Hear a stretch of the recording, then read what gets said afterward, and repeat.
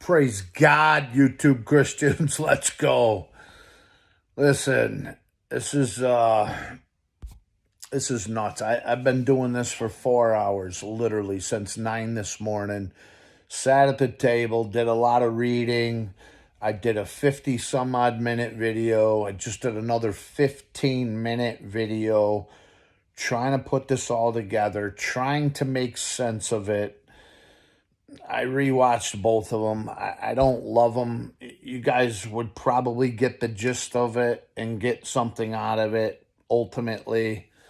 So forgive me for not posting them. I'm just going to post this video and we're going to do a live tonight, a fire live, and I'm going to read the whole thing. So if I explain it on a live, somehow you'll get it better. I for whatever reason, I just can't put it in video form to where I was satisfied with it. So, but here's the thing.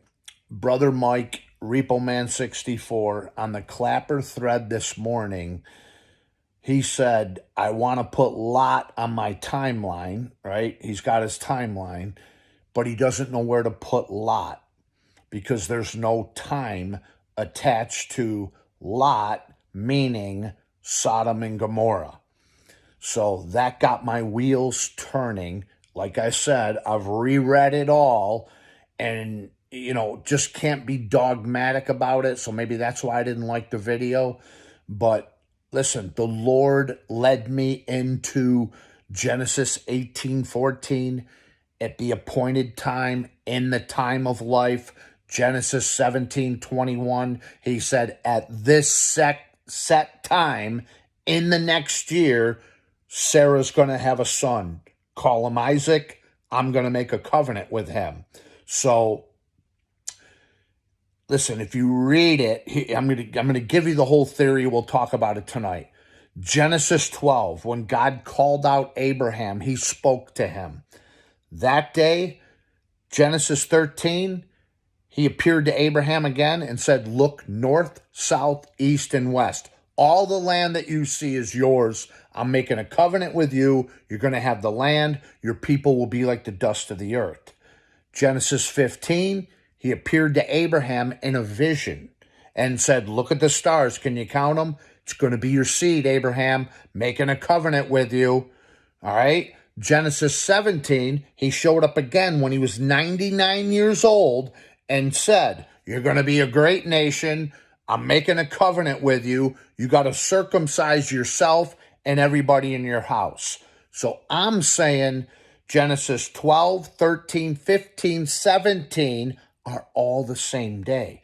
Every time God appeared to them, it was the appointed time in the time of life. So stay with me.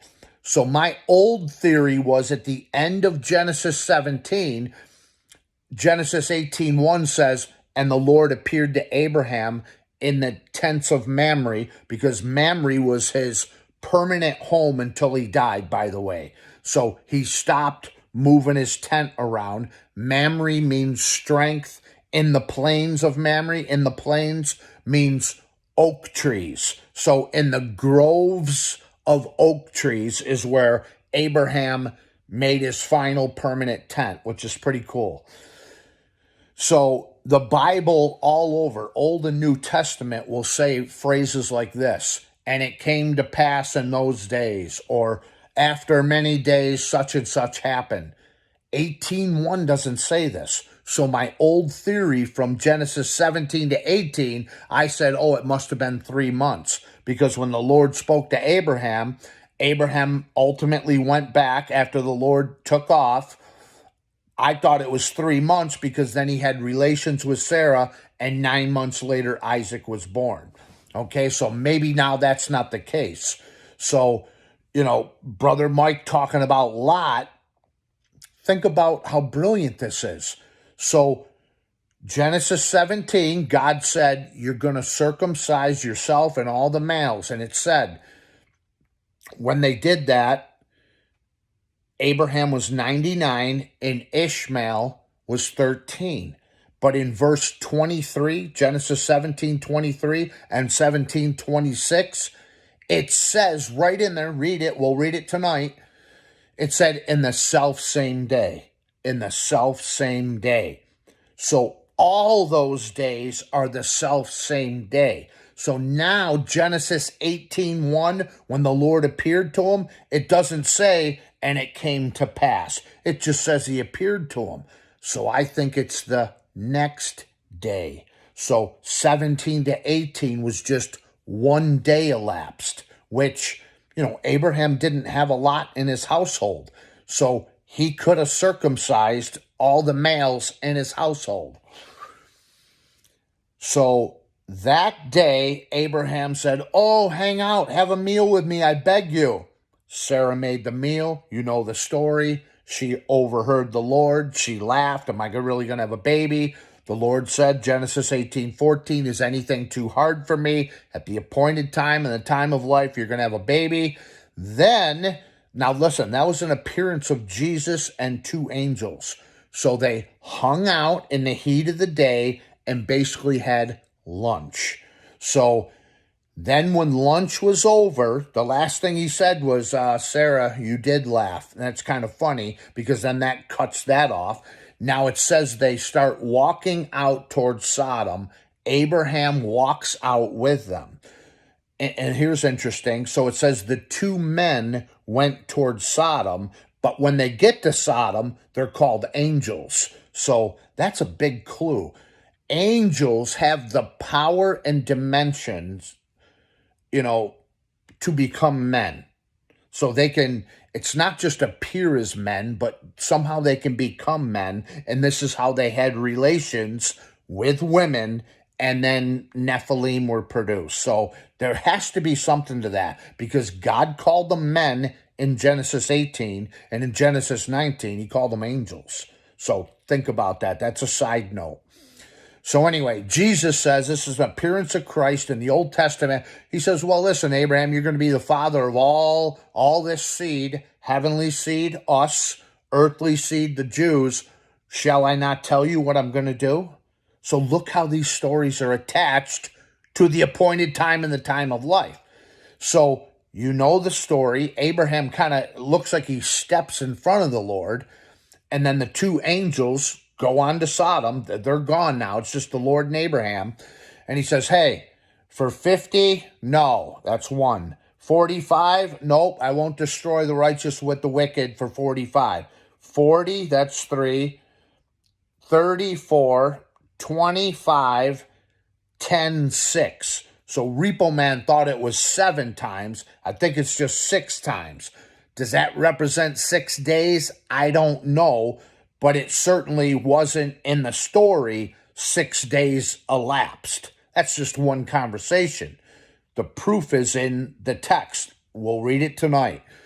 So Abraham went home thinking, okay, I saved Lot and his family. The Lord's not going to destroy it. There's got to be 10 righteous there. Well, we know there wasn't.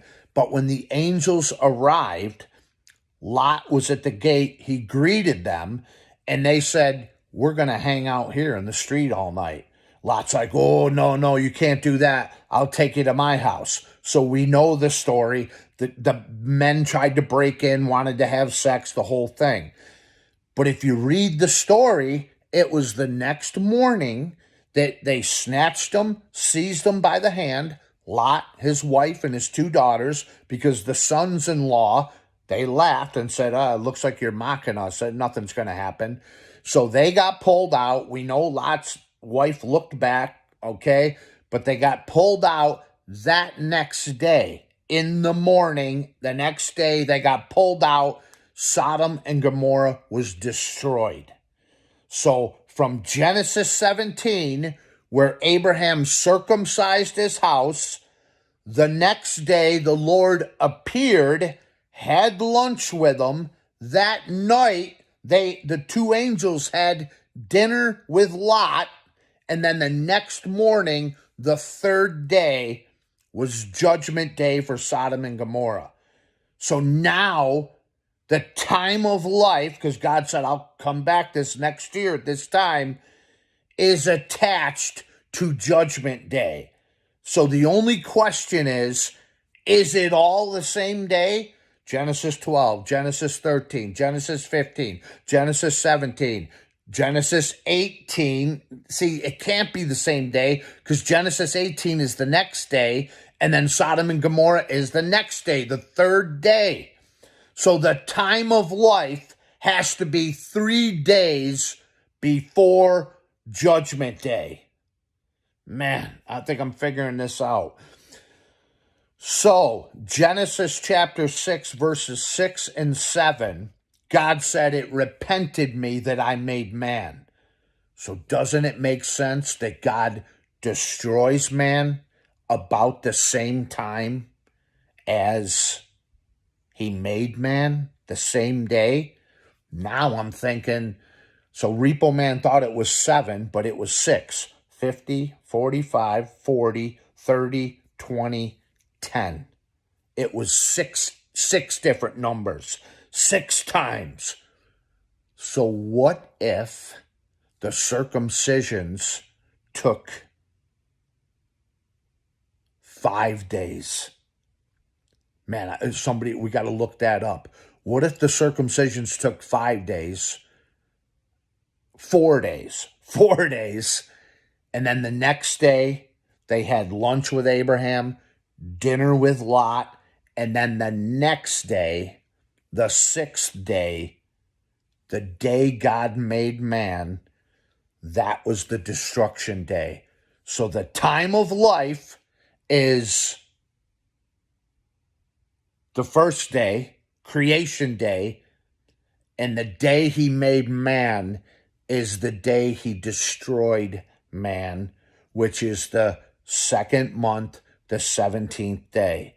So that's the day we know for a fact the flood came. That's probably the same day that Sodom and Gomorrah is destroyed. It'll be the same day that tribulation starts.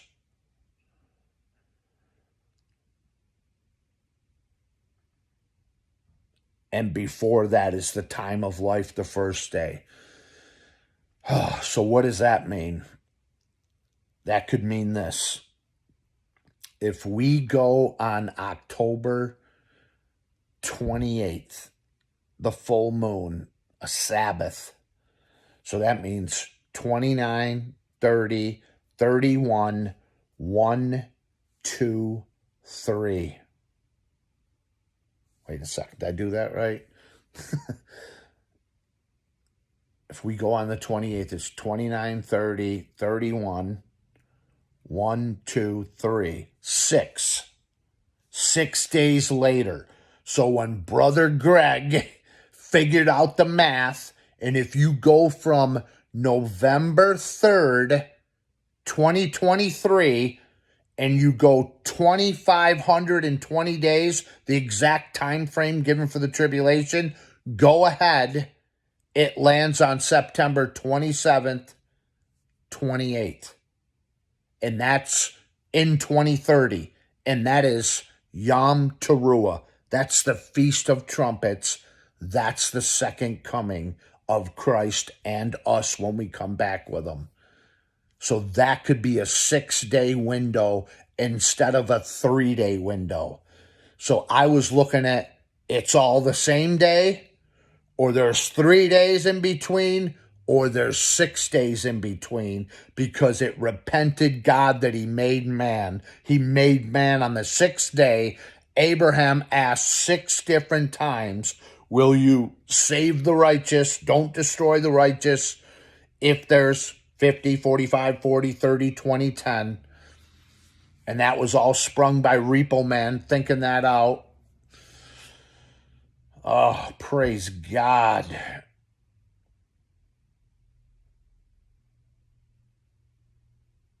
So if we get raptured on the 29th, the last day of summer, 6 days later is what? 30, 31, 1, 2, 3, 4, 5. It's a Sunday. 4 is a Saturday. Listen, it's all going to be here. The point of this video is this. God put Sodom and Gomorrah being destroyed 1 day later after he told Abraham I'll be back at this time next year, and your wife, Sarah, will have a son at the appointed time in the time of life. So the time of life, the appointed time, is real close to the flood day, Sodom and Gomorrah day, and we know it's close to the tribulation because we get raptured and then the tribulation happens. There's no big gap there. So the most it can be 6 days or 3 days or the same day. Praise God. We'll talk about it tonight. Let's go 8:30ish.